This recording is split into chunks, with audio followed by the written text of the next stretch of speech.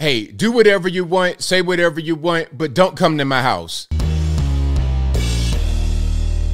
How's everybody doing? My name is Anthony Brian Logan, and today we got to talk about the doxing truck that started at Harvard and is now expanded to Columbia and UPenn. Now, what this truck does is show the names and faces of students who signed a quote-unquote anti-Semitic letter. Let me explain. So we all know what's going on right now with the Israel-Hamas-Palestine conflict, and some people are on the side of Israel, some are on the side of Palestine, some are not taking the side like me. But some students, I believe at Harvard, signed a letter saying that Israel is to blame because of the conditions of Gaza and the settlements in the West Bank or whatever. They're saying it's Israel's fault. Now, obviously, that's not a very popular opinion, but someone took it to the next level by using this big van and plastering the names and the faces of students who signed the letter and showing up outside of their houses. And then the guy who created the van, the whole doxing campaign, was like, hey, you know what? I want people to know who the quote-unquote anti-Semites are in their community. Now, some are celebrating this, talking about you shouldn't be censoring the names. You should screenshot it and post them publicly. This is just way too much. I'm sorry. I don't like this. This is harassment, 100%. Look, you can say whatever you want publicly about me. If I go to a public place, you can confront me peacefully. We can have a conversation. We could talk, but don't come to my house. That's my one rule. Do not come to my house, because that's when things get really crazy. This is harassment, and this whole doxing campaign and coming to my house, the next step is getting swatted. Now, I have been swatted before. You guys who've been here for a long time, you know about that. And what is swatting, ABO? Great question. Glad you asked. Swatting is when someone calls the police on you with a false claim saying that you got somebody tied up in the basement, you did kill 45 people or something crazy, and the purpose is to have the police come to your home and have the guns drawn on you. Now, that did happen to me. I'm streaming one day, and I'm hearing knock on the back door. I open the back door, we got 8 cops, guns drawn. I got to get on the ground, and they're going through the house because somebody called talking about, oh, well, somebody says you got a 13-year-old in here tied up and bleeding, all this, that, and the third. Okay. See, this one, don't come to my house, because the next step in this harassment campaign is something like that. And a guy got deleted by police because that happened to him. So I don't play around with stuff like this, not just because of my personal experience, but because of the experience of others, because it's harassment. This is the same thing that would go on back in the day when a black family would go to a white neighborhood, or a non-white family, or an Hispanic family, or whatever the case may be. People would go outside their house and they would do things to them to harass them, to make them come out. They wouldn't necessarily go inside the house and approach them that way, but they would be outside doing things to make them leave.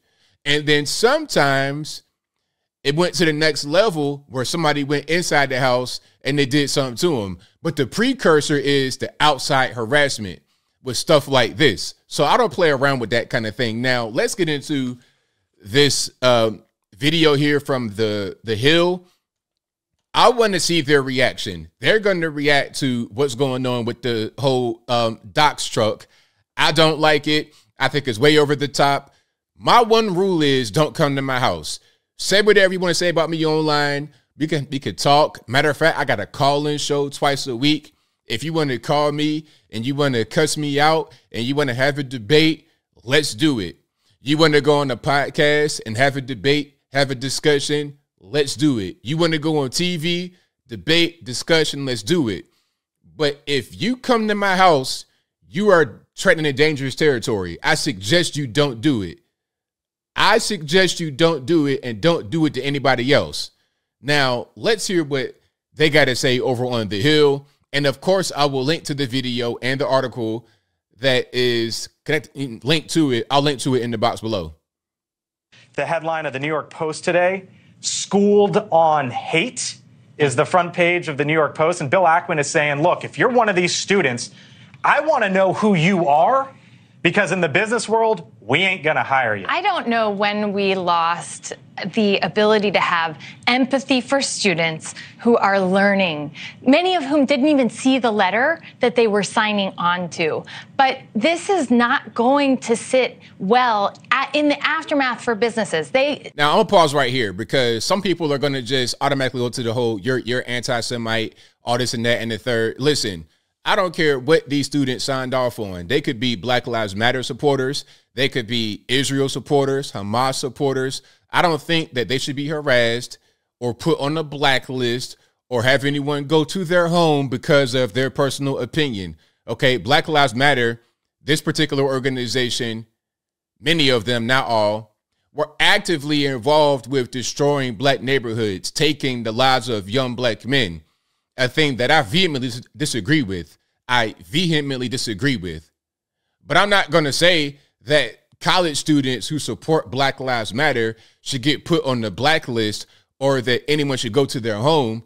That's ridiculous. If you're out there committing crime, you need to get locked up. Just because you may support that organization does not mean that I have the right to come harass you at your house. That's ridiculous. I've seen this over and over where they chime in really quickly. You've got the CEO of Sweetgreen now chiming in and saying he's never going to hire one of these students who may not have even seen the letter, who now have vans driving around with their face on it around Harvard's campus. This has gotten insane, and these are students. It is just awful. It's an education teaching moment. They are wrong about this statement. That's what I was going to ask you. They are wrong about this statement, but we need to teach them that and not put their face on a billboard and parade it around. So there's like a van that's driving around that's releasing some of the names. Mulvaney, former White House chief of staff, Harvard grad as well. What do you make of what Bill Ackman is saying? Basically, look, put your name behind it so we don't hire you. I loved it, and as much as I enjoy being here in Key West, I'd love to be there with Johanna to have this face. I very rarely disagree with her as aggressively as I'm going to do right now. That's crazy. Surprised you have a vest on if you're in Key West, by the way. He dressed really hot. I have the floral shirt. I'll put it on for the next block. No. Keep going. Keep going. Look, these are the same students who have been running professors out of their jobs. So let me get this right. Now we're supposed to treat them as just students making honest mistakes that don't have any long-term implications in life. But when they were running professors out of Harvard, out of Georgetown, out of Chicago, out of South Carolina over the course of the last years, then that was okay. Listen, the great thing that's going to come out of this exchange with Bill Ackman is that people are going to realize that virtue signaling isn't free. If you're going to take a side, you better be able to debate it. Now, to Ackman's credit, and I think Johanna would agree with this as well, I think the theme of his message was, if you make a mistake, the time to fix it is now. So I don't think he's saying that this is a scar. I mean, I don't. I'm just not really vibing with what he's saying.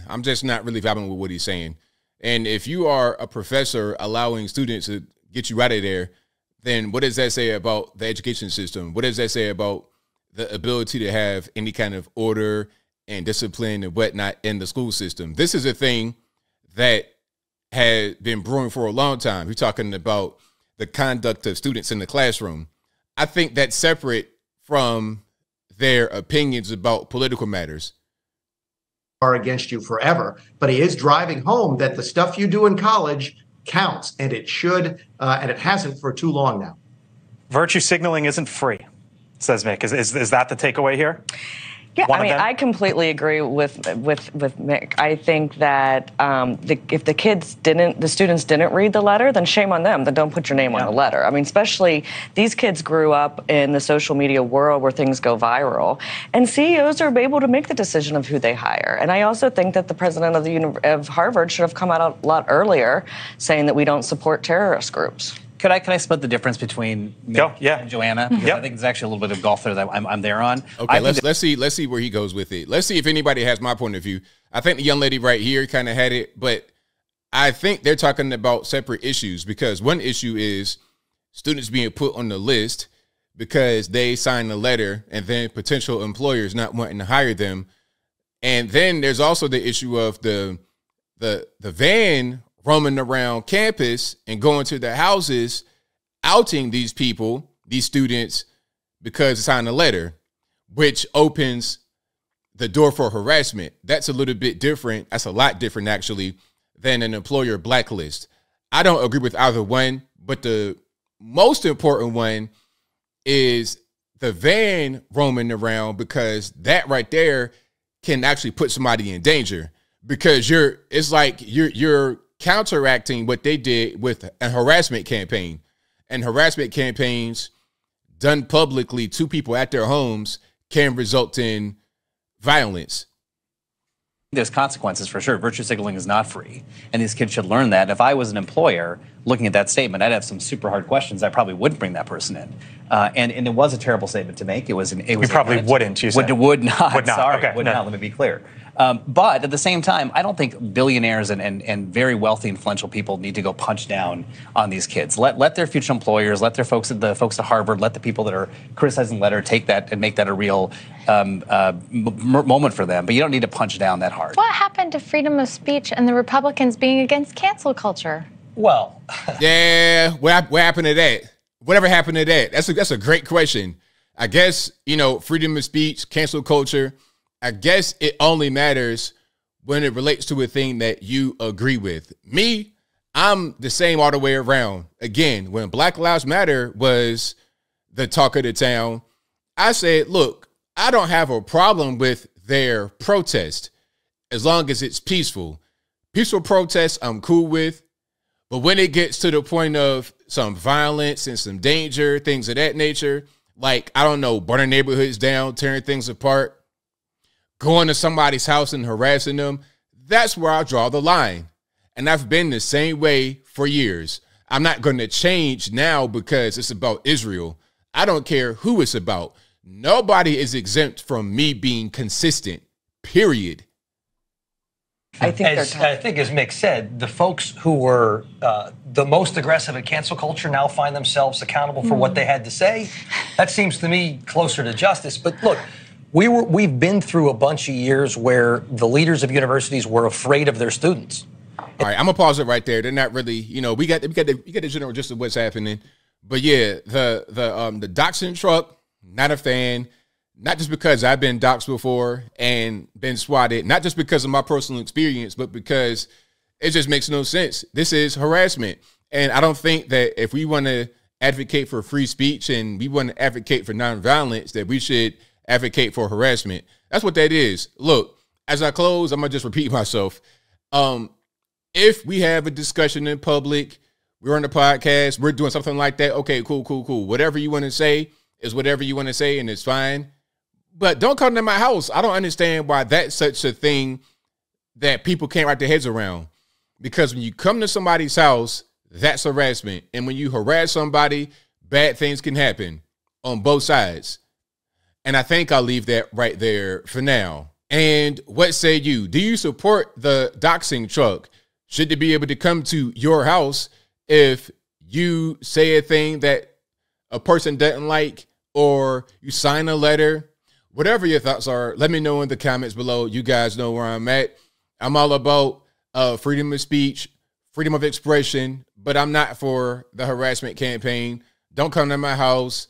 I mean, that's just the worst thing you can do. I take my safety very seriously, and I think everyone should as well. When you do a thing like that, it's going to invite the wrong kind of attention. It's going to invite not just those who want to see you for what you have signed off on, what you have done, what you have said. You're also going to invite those that might want to hurt you. And if somebody, one of these kids, gets hurt by somebody on the street because of the doxing truck, are they being held accountable? Is it going to be their fault? Or are they going to say, oh, no, we didn't do anything? When we can see where a thing like this can lead, and it's pretty obvious.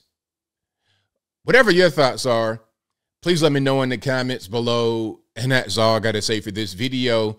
If you like what you heard, please comment, rate, share, and subscribe. Peace.